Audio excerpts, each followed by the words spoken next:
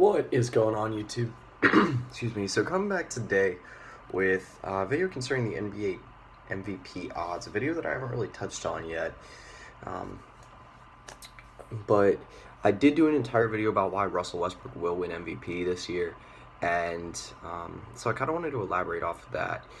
So I do have up here right now the list of MVP odds for from Bovada for 2017 that was released about a week ago. So basically how I'm going to do this video is I'm going to give you guys my 5 best, or I guess top 5 most likely MVPs outside of Russell Westbrook, and then honorable mentions, and then also 3 dark horses for MVP this year. So, top 5, obviously, like I said, Russell Westbrook's pretty far and away the number 1 right now, and I kind of do agree with that. So, with number 1, we got LeBron James. It seems like him winning that NBA championship last year will help him out to at least start the MVP race in 2016, 2017. It just seems like, there's more of a respect that you can put toward him as just a valuable player for the Cavaliers. Just a little bit of a stigma left from last year, and that actually could carry a lot of weight into this season. Next one is Anthony Davis, and right now he is currently, I believe, the 5th favorite for MVP at 16-1 odds. But I think it's going to be a big year for him this year, because I really think it is a make or break year for him with the Pelicans. I think things are going to start going downhill real fast if he's not able to at least contend for MVP this year like he did 2 seasons ago.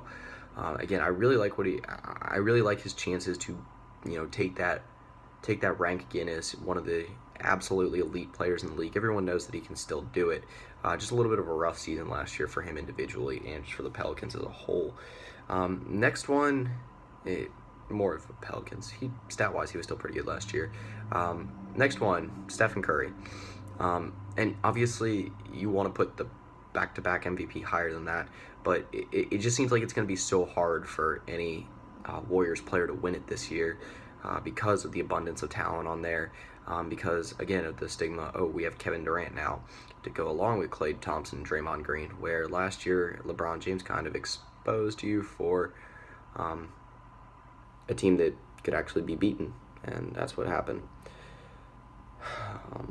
But yes, next one is Kevin Durant.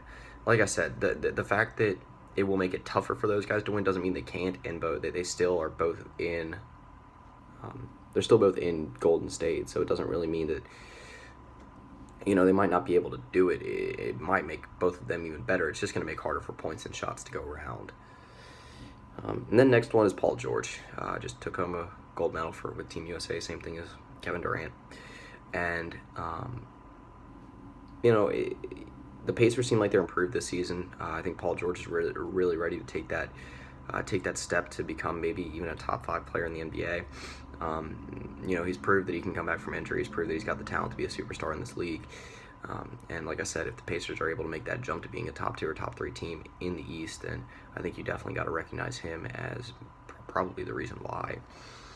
Honorable mentions. So, first one, James Harden. I want to put him higher, but I just don't think the Rockets are going to do well enough for him to win MVP this year. He is at 16-1 odds right now to an MVP, so he is up there. But again, it's going to be tough. He had his chance 2 years ago, finishing second in the voting to Steph Curry. But again, no more Dwight Howard. It seems like this Rockets team isn't even as good this year as they were last year. So we'll see what type of season James Harden can still put together. Next one is Blake Griffin. And I think Blake Griffin gets the biggest nod as I'd say the best player statistically on the Clippers, or who will have the best season statistically. I mean, you're talking about a guy now that can draw out and have actually respectable mid-range shot. It seems like him with the Clippers, this is definitely the last year in my mind. So might be able to put something special together last time around for probably Chris Paul, Blake Griffin, and DeAndre Jordan. So again, Clippers still have a chance to make some noise this year. And then lastly, for the honorable mentions, and I think I would put him as number 6 if I could, but that's Kawhi Leonard. Right now, again, same thing with Anthony Davis and James Harden, 16-1 odds. And he's in a good position right now because, I think the Spurs are still in a good position to contend in the West. I had an entire video about that separately too. And I think that they are ready I think they're completely ready to hand the keys to Kawhi for the team. He's proven that he's one of the best two-way players in the NBA for multiple seasons now, and I think he's only going to get better. But anyway, the dark horses. First one is Isaiah Thomas. Again, the Celtics as a whole are improved this year, and Isaiah Thomas had a big season last year.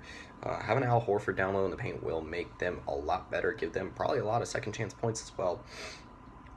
And I think that can directly benefit Isaiah Thomas, especially if the Celtics are able to do even better this year than they were last.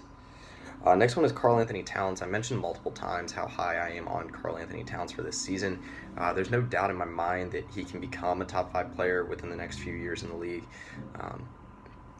It's just the amount of time it's going to take for him to get there. The Timberwolves progression is going to be a big thing for this year.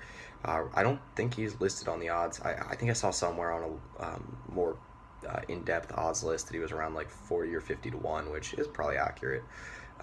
But again, the versatility and the fact that I think the Timberwolves can get so much better this year, I think you got to include Karl-Anthony Towns in the discussion. And then last but not least, I got DeMar DeRozan. I know this seems like an interesting pick here, but I think he is the best overall player on the Raptors, and I think he had his best season that he's ever had last year, and the fact that he's staying in Toronto, I think that's just going to give him a little bit more added confidence to progress into 2016-2017 season. The Raptors were the second best team in the East last year, made it to the conference finals for the first time in franchise history, I believe. And again, I think DeMar DeRozan, if he is able to be a guy that averages 20 to 25 points per game this year, maybe get the assists up a little bit higher too, will really start getting the respect that I think he's commanded for a couple years now. So that'll pretty much do it for this video. Like I said, I wanted to discuss just who I think is in the running for the MVP this year. I'm assuming most of you guys already know. I'm going to put a link in the description below just to the actual odds list in case you have not seen it yet. But anyway, that'll pretty much do it. See ya.